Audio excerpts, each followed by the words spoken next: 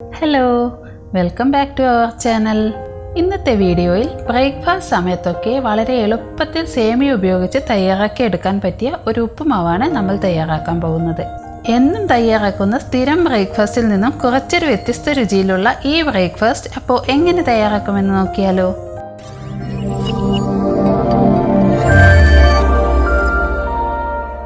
ആദ്യം തന്നെ നമുക്ക് കുറച്ച് അണ്ടിപ്പരിപ്പൊന്ന് വറുത്തെടുക്കാനായി ഒരു പാൻ ചൂടാക്കി അതിലേക്ക് 1 ടേബിൾ സ്പൂൺ നെയ്യ് ചേർത്ത് കൊടുക്കാം.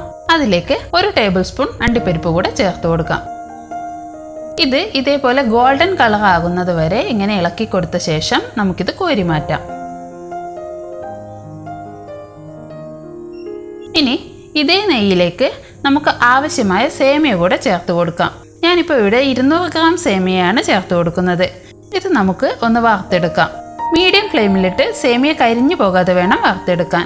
ഒരു 4-5 മിനിറ്റ് ഇങ്ങനെ വറുത്തെടുത്താൽ മതിയാകും. നെയ്യിൽ ഇങ്ങനെ വറുത്തെടുക്കുമ്പോൾ നല്ലൊരു മണമായിരിക്കും ഈ സേമിയയ്ക്ക്. ഇത് ചെറുതായി ഒന്ന് കളർ മാറുന്നത് വരെ വറുത്ത ശേഷം നമുക്കിത് മാറ്റിവെക്കാം.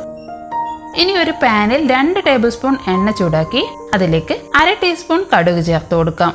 കടുക് ഒന്ന് പൊട്ടി തുടങ്ങുമ്പോൾ അതിലേക്ക് 1/2 ടീസ്പൂൺ ഉഴുന്നുപരിപ്പ് കൂടെ ചേർക്കാം. ഈ വീഡിയോ നിങ്ങൾക്ക് ഇഷ്ടമായെങ്കിൽ ഇതേപോലുള്ള സിമ്പിൾ വീഡിയോസിനായി ഈ ചാനൽ ഒന്ന് സബ്സ്ക്രൈബ് ചെയ്യാൻ മറക്കല്ലേ. ഇത് ചെറുതായി ഒന്ന് കളർ മാറി തുടങ്ങുമ്പോൾ നമുക്ക് ചെറുതായി അരിഞ്ഞ ഒരു സവാളയും 2 പച്ചമുളക് അരിഞ്ഞതും കൂടെ 1 ടേബിൾ സ്പൂൺ ഇഞ്ചി അരിഞ്ഞതും ചേർത്ത് കൊടുക്കാം. സവാളയൊക്കെ ചെറുതായി ഒന്ന് സോഫ്റ്റായി വരുന്നത് വരെ ഇളക്കി കൊടുക്കാം. കൂടെ 1/4 ടീസ്പൂൺ ഉപ്പ് കൂടെ ചേർത്ത് കൊടുക്കാം. എന്നിട്ട് നന്നായി ഒന്ന് യോജിപ്പിക്കാം. ഇനി ഇതിലേക്ക് 1/2 കപ്പ് ക്യാരറ്റ് പൊടിയായി അരിഞ്ഞത് ചേർക്കാം. കൂടെ 1/2 കപ്പ് ബീൻസും പിന്നെ 2 തണ്ട് കറിവേപ്പിലയും ചേർത്ത് നന്നായി ഒന്ന് ഇളക്കി കൊടുക്കാം. ഇത് 5-10 മിനിറ്റ് മീഡിയം ഫ്ലെയിമിൽ മൂടി വെച്ച് വേവിക്കാം. അടിയിൽ പിടിക്കാതിരിക്കാൻ ഇങ്ങനെ ഇടയ്ക്ക് ഇളക്കി കൊടുക്കാം.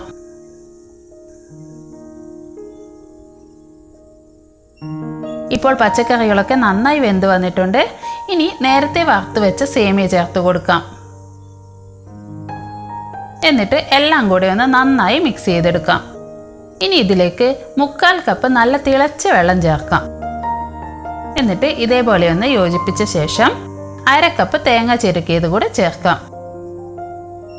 ഇതെല്ലാം കൂടെ ഇതേപോലെ ഒന്ന് യോജിപ്പിച്ച ശേഷം ഇത് മൂടി വെച്ച് 5 മിനിറ്റ് മീഡിയം ഫ്ലെയിമിൽ കുക്ക് ചെയ്യാം. അപ്പോഴേക്കും സേമിയൊക്കെ നല്ല സോഫ്റ്റായി വന്നോളും. ഇപ്പോൾ സേമിയൊക്കെ നല്ല പാകത്തിന് വെന്ത് വന്നിട്ടുണ്ട്. ഇനി നേരത്തെ നമ്മൾ വറുത്ത് മാറ്റി വെച്ച അണ്ടിപ്പരിപ്പ് ചേർത്ത് ഇതേപോലെ മിക്സ് ചെയ്ത് കൊടുക്കാം. ഇത് ചൂടോടെ തന്നെ സെർവ് ചെയ്യാം. അപ്പോൾ ഒട്ടും കുഴഞ്ഞു പോകാത്ത നല്ല പെർഫെക്റ്റ് ആയ ഈ സേമിയ ഉപ്പുമാവ് എല്ലാവരും ഒന്ന് ട്രൈ ചെയ്ത് നോക്കുമല്ലോ. വളരെ ഈസിയും അതേപോലെ തന്നെ ടേസ്റ്റിയുമാണ്. അപ്പോൾ ഈ റെസിപ്പി ഇഷ്ടമായെങ്കിൽ ലൈക്ക് ചെയ്യാനും ഷെയർ ചെയ്യാനും നിങ്ങളുടെ അഭിപ്രായങ്ങൾ കമൻറ്റ് ചെയ്യാനും മറക്കില്ലല്ലോ. അപ്പോൾ ഇതേപോലുള്ള നല്ലൊരു വീഡിയോയുമായി വീണ്ടും വരുന്നത് വരെ thank you for watching. By.